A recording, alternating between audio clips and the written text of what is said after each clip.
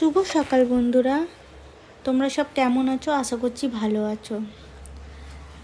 আমি সকালবেলা সমস্ত এঁটো বাসন মেজে নিলাম, মেজে ঘষে রান্নাঘরটাকে পুরো পরিষ্কার করে নিলাম। তো পরিষ্কার হয়ে গেছে আমার রান্নাঘর। চলো এবারে যাব ছাদে। আগের দিনকে দুপুরবেলায় কিছু কাপড় কেচেছিলাম, সেইগুলো আমার ছাদে মেলা হয়নি, তো ভাবলাম সকাল সকাল গিয়ে মিলে আসি। আর এখন বেশি সকালও হয়নি, এখন বাজে 6:30, আর 6:30টার মধ্যে আমার রান্নাঘরও পরিষ্কার হয়ে গেল।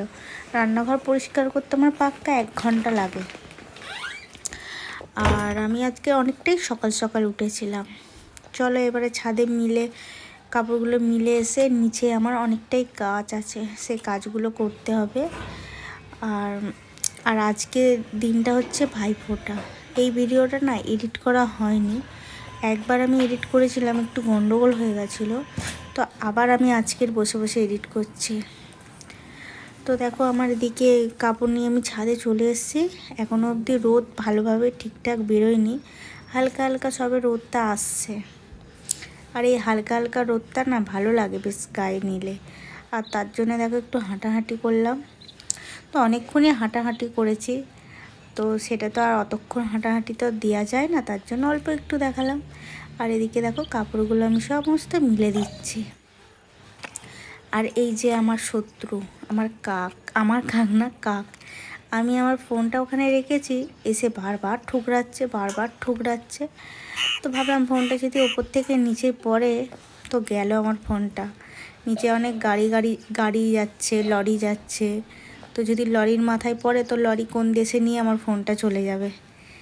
তো চলো বন্ধুরা, কাকটাকে তো ঝাঁক করে তাড়িয়ে দিলাম।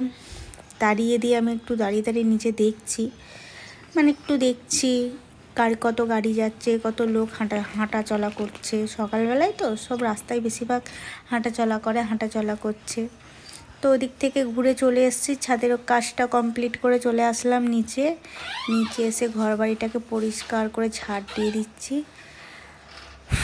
ঘরটাকে ভালো করে ঝাড় দিয়ে দিচ্ছি। আর চারিদিকে না খুব মাকড়সা ঝুল করেছে, তো সেগুলোকে একটু ঝাড়ুতে ঝেড়ে দিলাম। এই যে বেশি করে এই দরজার কোণগুলোতে করেছে, ভালো করে ঝেড়ে দিলাম, না হলে আবার ওখানটা যদি আমি ফেলে রাখি না, ওখান থেকে আরও বেশি মাকড়সা ঝুল করে দেবে। তো এবার ভালো করে ঝাড়ুটা দিয়ে দেবো, দিয়ে তারপরে ঘরটা মুছে নেবো। ঘরটা মুছে তারপরে আমি পুজো করে নেব। তো এই ভিডিওগুলো অনেক দিনেকার ভিডিও, আমার এডিট করার তো সময় পেলাম না। আর তোমাদের বললাম যে আমি এই ভিডিওটা একবার এডিট করেছি, আর কিছু সমস্যার জন্য আবার আমাকে করতে হচ্ছে। তো দেখো আমার ঝাড়ু দেওয়া কমপ্লিট হয়ে গেলে এবার একটু দূরের সামনে ভালো করে জল দিয়ে ধুয়ে দেবো। জল দিয়ে ধুয়ে দিলে কী বলো তো, একটু পরিষ্কার লাগে। আর অত ধুলো বাড়ি ঘরের ভিতরে উড়ে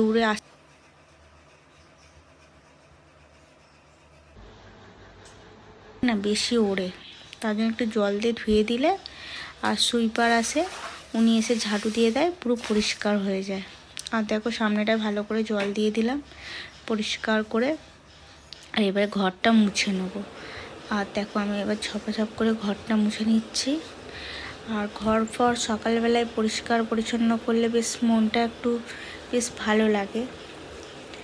তো ঘরটা আমার মোছা প্রায় হয়ে গেছে, শুধু এই ছোটো ঘরটা মুছলেই হয়ে যাবে। আর ওদিকে দেখো আমার বর, আমার মেয়ে সবাই ঘুমাচ্ছে। পর্দাগুলো দেখতে পাচ্ছ, জানলাগুলো থেকে কত আলো আসছে। পর্দাগুলো অনেক দিন হয়েছে কেচেছিলাম, লাগানো হয়নি পর্দাগুলো, তো আজকে ভাবছি লাগিয়ে দেবো। তো আমি এদিকে দেখো আমার ঘর মোছা পুরো শেষের দিকে। আর আমার বসে ঘর মুছতে খুব ভাল লাগে। অনেককে দেখেছি ঝাড় ছেঁড়ার সুবিধা হয়, অনেকে দেখেছি দাঁড়িয়ে ঘর মুছতে ভালোবাসে। আর আমি তো উল্টোটা, আমার বসে যেন ঘর মুছতে বেশি ভালো লাগে। ওদিকে ঘর মোছা আমার শেষ, আর বাথরুমটাকে একটু সাবান দিয়ে ভালো করে রগড়ে দিচ্ছি। এবারে কাপড় কাচবো না, তার জন্য একটু পরিষ্কার করে নিলাম। সাবান গুঁড়ো দিয়ে ভালো করে রগড়ে দিলে চকচক করে বাথরুমটা, দেখতেই পাচ্ছ কত চকচক করছে। কিন্তু যে সাবান গুঁড়োদের রগলে চকচক করে তেমন কিছু না। হারপিক দিয়ে সপ্তাহে একদিন পরিষ্কার করতে হয়, একটা করে গোটা হারপিক লাগে এই বাথরুমটা পরিষ্কার করতে। প্রত্যেক রোববার আমার বর করে, আর বাকি টাইমে আমি সাবান গুঁড়ো দিয়ে ছড়িয়ে আর ওইটা দিয়ে ঘষে পরিষ্কার করে দিই। তো চলো বন্ধুরা, এখনকার মতন টাটা বাই বাই, আমি স্নানটা করে আসি।